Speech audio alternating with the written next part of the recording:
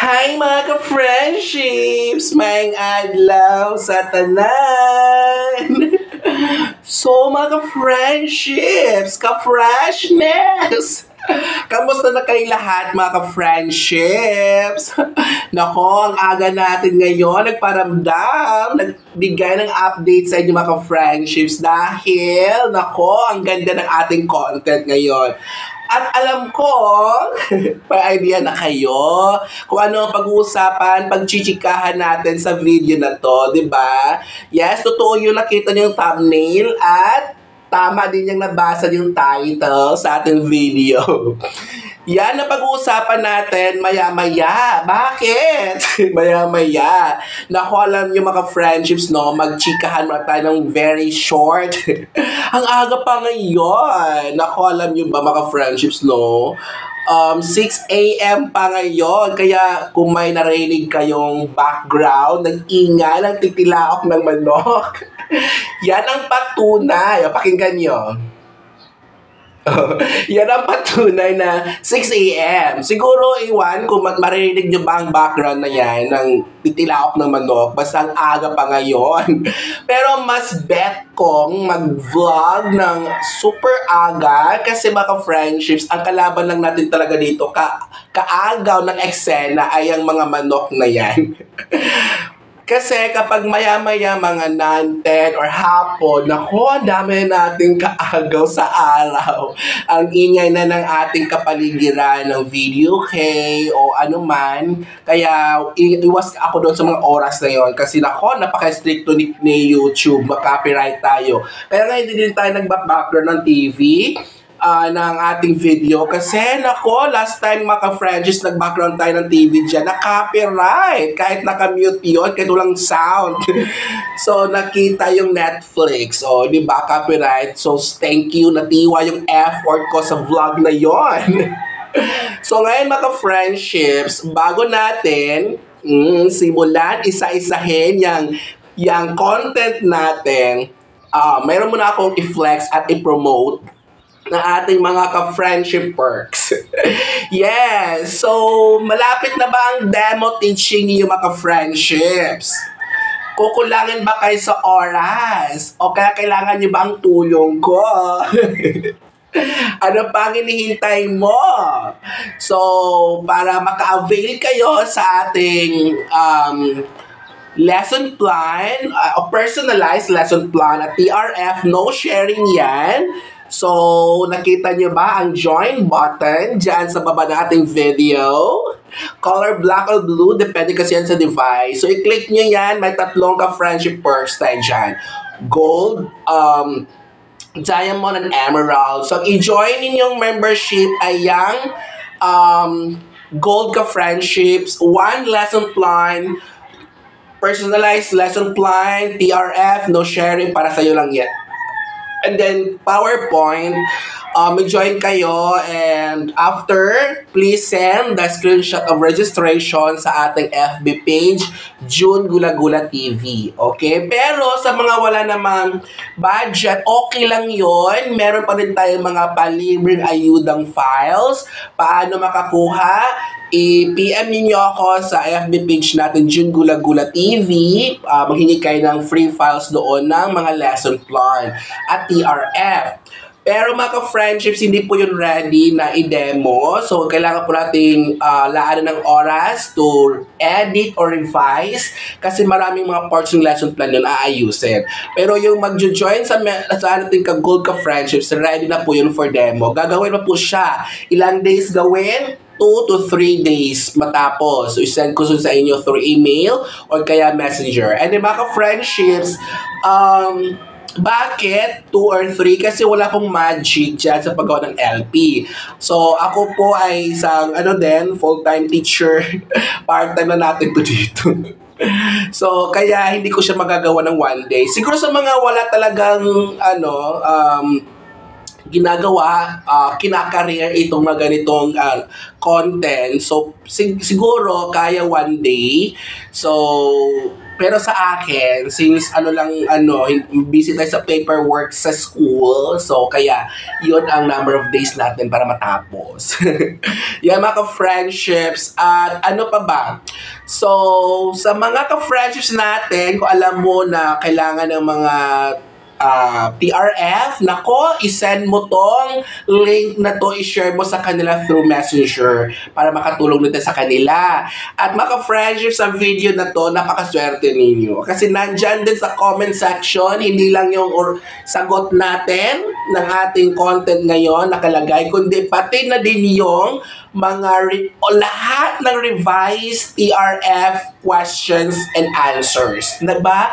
Meron tayong 20 plus na. Naku, ang sipag na talaga ng ating ka-friendship June Gulagula. Ang dami nang nagawang revised TRF questions and answers. So, nandiyan lahat, 20 plus yan. Nako! And then, nandiyan din ang 6. Nako! Original questions and answers. So, nako, magsawa kayong manood, magsawa kayong mag-review sa lahat nating mga original and revised TRF questions and answer. Bakit?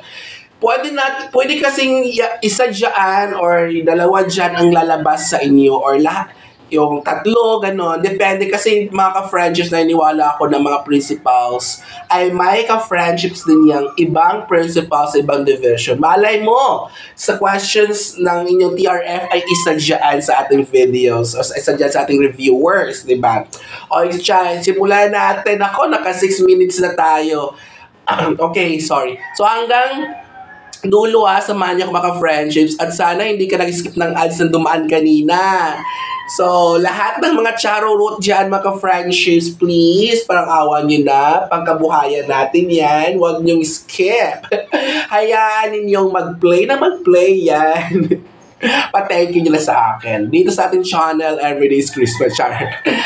So, basta maging happy lang tayo everyday. So, huwag masyadong problemahin kung anong mga problema natin ngayon. So, itawan na lang natin yan. So, ito, kung ang problema ka sa demo, sa TRF, naku, galingan nyo mga franchise, 25 points ang TRF. Galingan nyo sa demo, 35 points yan ang demo teaching. So, wala kang teaching experience, wala kang training, wala kang masteral. So, TRF at saka demo pa lang, naku, sungkit mo na ang cut-off natin yan. 50 points ang cut-off. So, bakit? Wag na kayong masyadong mag-aim sa mataas. Mag-i-goal nyo lang doon na makaabot ka sa cut-off. Kasi, mga friendships, sa pag-hire ng isang teacher, mag-pray kayo na wala kayong co-applicants na mga priorities. Naku, nakakatakot kaya iyan kapag marami tayong kasamahan na mga priority sila. Sino ba yon? Yung mga 4Ps, yung mga 4Ps beneficiaries, yung mga DOST, scholars, yung mga SPIMS program na yan, ng mga abroad na teachers yan, umuwi, sila yan.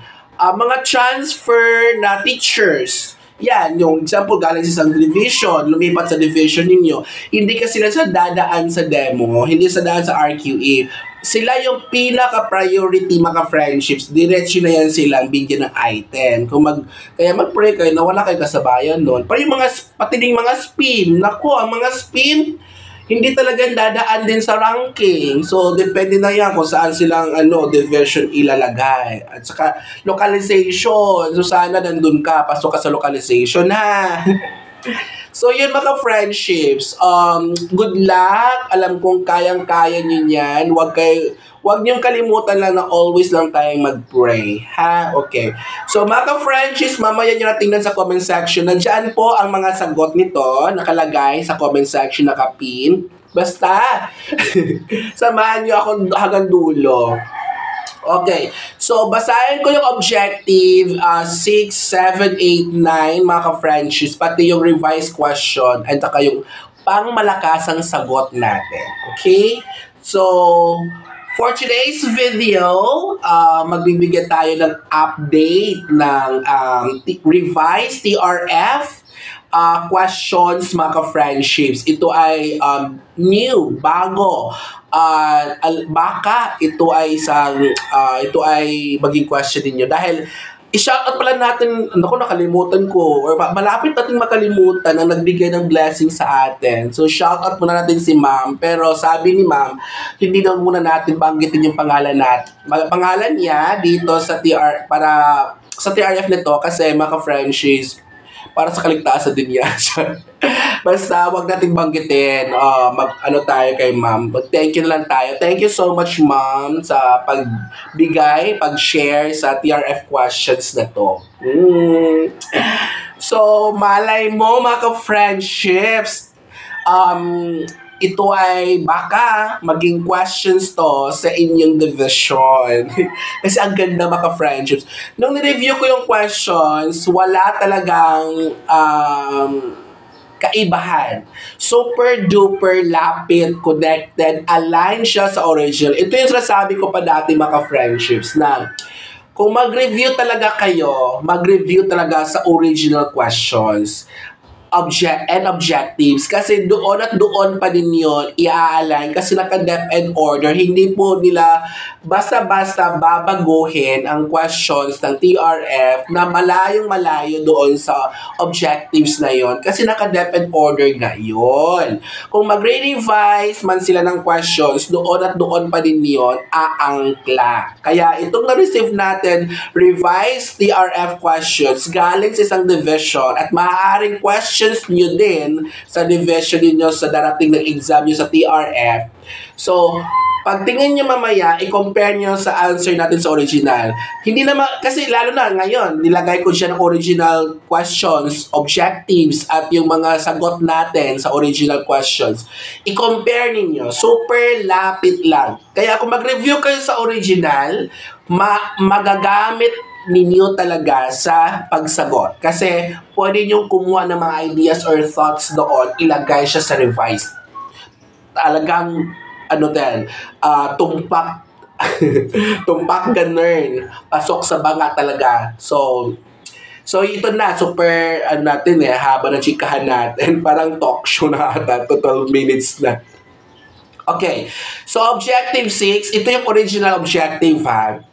Maintain learning environments that are responsive to community context. So, ang revised question sa division na to ay explain the importance of fairness, respect, and care inside a classroom.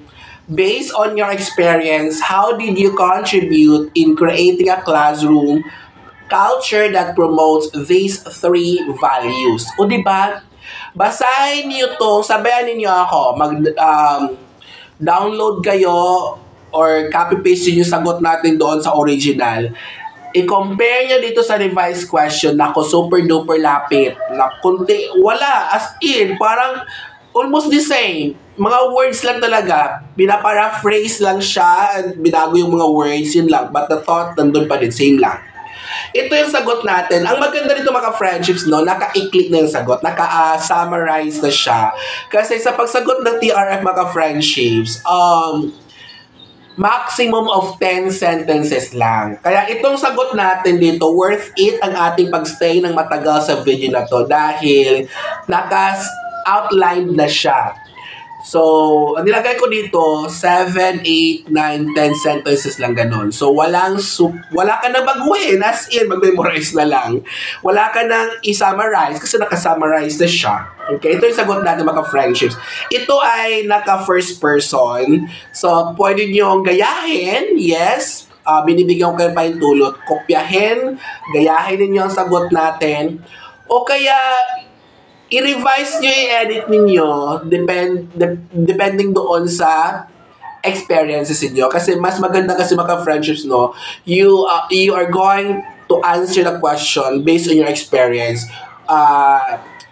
guided with these thoughts or ideas sa answer natin. So, meron na kayong guide, so hindi na kayo mahirapan pang mag-isip. Yan. Okay? So, itong sagot natin. Fairness, respect, and care are crucial in a classroom setting as they foster a positive learning environment. Fairness ensures equal opportunities for all students. Respect encourages mutual understanding and cooperation. And care promotes empathy and support among classmates. In my experience, mga friendships, okay. I contributed to creating a culture that promotes these values by implementing clear and consistent rules that apply to everyone, encouraging open communication and active listening to promote respect and showing empathy towards students' challenges and needs. Okay? So by modeling these behaviors myself, addressing conflicts promptly and fairly, and fostering a sense of community and inclusivity, I strive to cultivate the classroom where fairness, respect, and care were prioritized and valued by all. Di ba mga friendships, as in, pag Miss Universe, ang sarap pakinggan. Ako, di ba? Pag ma-perfect tayo sa TRF, as in, sure na yun. Hindi ka, kasi plus pa yung sa, ano nyo, sa let, di ba, mga friendships. O sa number 2 na tayo. So, objective 7, original objective to mga friendships, ha? Review regularly personal teaching practice using existing laws and regulations that apply to the teaching profession and responsibilities specified in the Code of Ethics for professional teachers. Okay, ito yung revised question.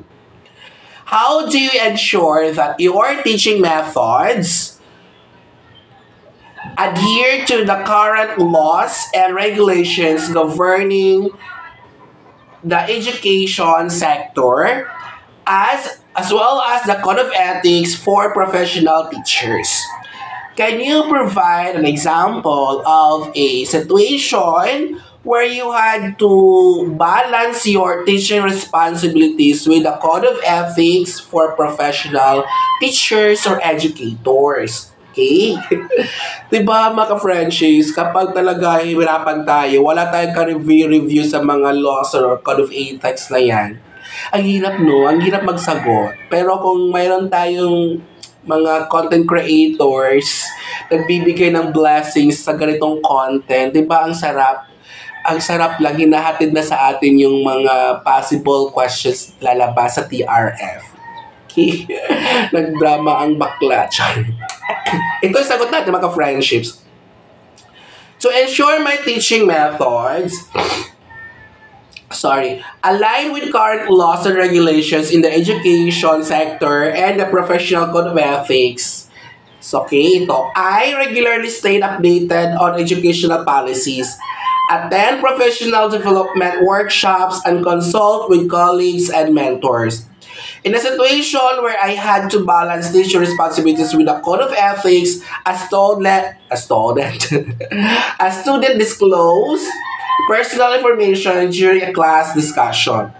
I had carefully navigate this by respecting the student privacy, maintaining confidentiality, and ensuring the information was not shared without consent, following the ethical guidelines for professional educators.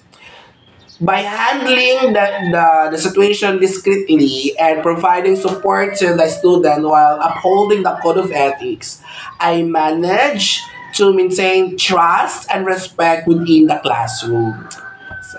Ganda. Naalala ko na talaga dati mga friendships noon, nung wala pa talaga ako ka-idea ng TRF. Nung nagtay ako ng exam, sabi ko, buti na lang nag-PhD ako. Buti na lang Doctor of Education na ako. Ang dami ko nang alam ng mga batas sa sektor ng education. Kasi, lalo sa aking major, maka-friendship, no? Doctor of Philosophy, Major Educational Policy and Administration. Halos, parang kami mga lawyers. Parang kami mga abogado. Kasi mga policy makers kasi kami mga friendships, yung major ko. So lahat ng mga batas inaaral din. Kaya nung nagsagot ako ng TRF, wala akong yes, nahihirapan kasi napapressure ka sa oras, ilang oras lang. At paano mo din pagkasyahin yung sa dami-dami mong ideas na maximum of 10 sentences lang ang allowed. Kaya yun ang challenge ko talaga nung nag-take ko ng TRF. At saka may proctors, pag laki ng mata, mas malaki pa ang mata niya sa owl. Okay, so, share ko lang yun, di ba? Naalala ko nakakaiyak. Okay, so, proceed tayo sa number 8 objectives. So, ito yung original objective ng 8, mga ka-friends. Adopt practices that uphold the dignity of teaching as profession by exhibiting qualities such as caring attitude, respect, and integrity. Okay. So, mga ka-friendships, ang revised question ng objective 8 ay, in which practices do you show care, respect, and integrity to learners, colleagues, parents, and other education stakeholders? Follow-up question. How do these practices uphold the dignity of the teaching professional? Okay? So, mga ka-friendships, ito yung sagot natin. Ako, naka 20 minutes na tayo. Pagpasensyahan nyo na. Pero mga ka-friendships, hayaan mo lang yan. Panoorin nyo ang video hanggang dulo. At lahat ng dumadang charurot, mga ads na nyo, huwag nyo skip. Parang awan nyo na. Nagmamakawang lola nyo, mga ka-friendships, for the ayuda. Okay! I demonstrate care, respect, and integrity to learners by providing individualized attention, offering support, and showing empathy towards their needs and concerns. Yan. With colleagues, ako pa din, basta lahat ng sagot ng mga French ay naka-base sa akin. So, first person ako yon. So, kayo din mga ka-French, kapag magsagot kayo, dapat naka-I din yan ha. Okay. I maintain open communication, collaborate effectively, and show appreciation for their contributions, fostering a positive working environment. And when interacting with parents, I communicate openly, involve them in their child's education, and address their feedback and concerns specifically. Okay, these practices uphold the dignity of the teaching professional by showcasing a commitment to the well-being and development of all stakeholders. So promoting trust and mutual respect in relationships and reflecting a high standard of ethical conduct in all interactions. By consistently demonstrating care, respect, and integrity in my relationships with learners, colleagues, parents, and other stakeholders, I uphold the dignity of the teaching profession and contribute to the harmonious and supportive educational community. So yung mga friendships ang sagot natin. Kaya huwag kalimutan, huwag pong i-general ang sagot natin. Gayahin niyo how I answer the questions. Gamitin nyo kayo ay kasi mga friendships mas na-convincing kapag di paniwala kapag inangkin based sa experience nyo din. Gano'n. Ito pwede nyo ito magamit nga. Kasi nga ang ganda ng sagot natin. Hindi lang siya hindi lang ito putyo-putyo yung sagot. Pang Miss Universe talaga to, char. Okay, doon na tayo. Punta tayo sa last objective 9 na tayo. So, yung original objective ng 9 mga friendships ay participate in professional networks to share knowledge and to enhance practice. By the way, naisip akong bigla mga friendships. Search mabago ba ang objectives? Ma-revise ba nila? My answer is no. No! No. Kasi, allowed lang sila mag-revise sa questions, sa original questions, but the objectives, hindi. Kasi lahat ng questions revise nila, edited, doon nakaangkla yan sa objectives. Guide nila po yon how to create questions based on that objectives. Kaya kayo, huwag na kayong pupunta sa ibang channel. Dito na kayo mag-abang sa channel natin. Ang daming blessings inahatid natin dito. Okay. So, answer natin doon sa revised questions sa objective 9 ay, Networking plays a critical role in fostering a growth and collaboration among teaching professionals in a classroom setting. So by networking, teachers can connect with the other educators to share ideas, resources, and best practices which can help them improve their teaching methods. Talagang ito yung best na answer. Kasi alam yung mga friendships, no, yung mga seminars, pag-attend natin yung mga seminars, lalo na pag face-to-face, talaga niwala ako na ang dami mong mako-collect na ideas, friendships ng mga ibang teachers, educators sa ibang schools, division. Kasi personal, kayo nag seminar, nag-workshops, nag-training, hindi lang natututo ka from the resource speakers, kundi you also learn and gain knowledge from your co-participants, co-trainees from the other schools, di ba? Tapos, makakuha ka ng contacts kasi if you need some help sa future, kaya mo lang i-text, at hingi ng advice, ganun, ang ganda. Kaya ito maganda sa mga, sa Objective 9. Kaya kayo, alam ko lahat tayo, kahit college ka pa, meron kayo dyang, meron kayo dyang subjects na seminars ata yun. Nakakanda kayo ng seminars, kayong speakers, kayo din ang audience. So, yan po yung help nun, tulong niyan sa atin na to gain knowledge and friendships din, ganun. Okay? So, basta napagdaanan ko rin pinagdaanan ninyo sa college. Joining professional organizations like the National Council of Teachers of English, National Science Teacher Association, or National Council of Teachers of Mathematics can provide teachers with opportunities to attend conferences, workshops, and webinars where they can learn about new teaching approaches and techniques. Through networking, teachers can build relationships with the other educators, which can lead to collaborations on projects, lesson plans, and research. So these collaborations can help teachers expand their knowledge and skills and also provide opportunities for professional growth. So networking can also help teachers find mentors who can guide them through the professional development journey and providing feedback, advice, and support. So ang ganda ng sagot natin, di ba? Saan mo ito makukuha? Hindi mo ito makukuha, mahanap, mapanood sa ibang channel. Dito lang sa ating channel, nag-iisang June Gula-Gulang tayo dito. Tatak June Gula-Gula. Okay, di ba?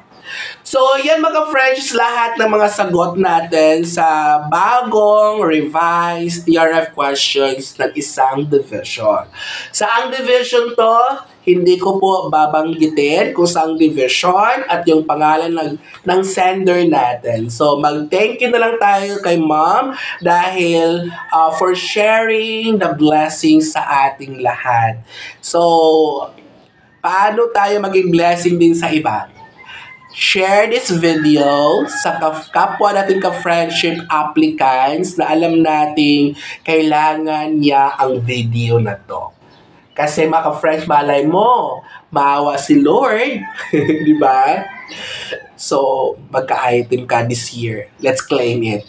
So, huwag kalimutan, mag-end na tayo sa ating video. Baka hindi ka pa nakapag-subscribe. Naku, mag-subscribe ka na dyan. I-click nyo na ang notification. I-bell nyo na para ma-notify kayo agad pag mayroon tayong bagong upload. Yan. And thank you so much mga friendships sa pagsama nyo sa akin hanggang dito sa dulo.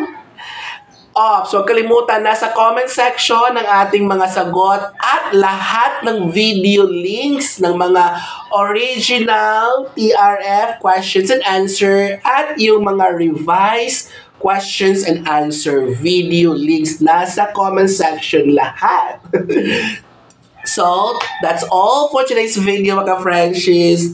Thank you. At baka hindi ka pa nakapagbigay ng like, bigyan nyo ng pangmalakas ang like natin dyan. Thank you so much. Huwag kakalimutan mga friendships, gigugma ko kamo. Tanan! Bye! See you sa ating next video!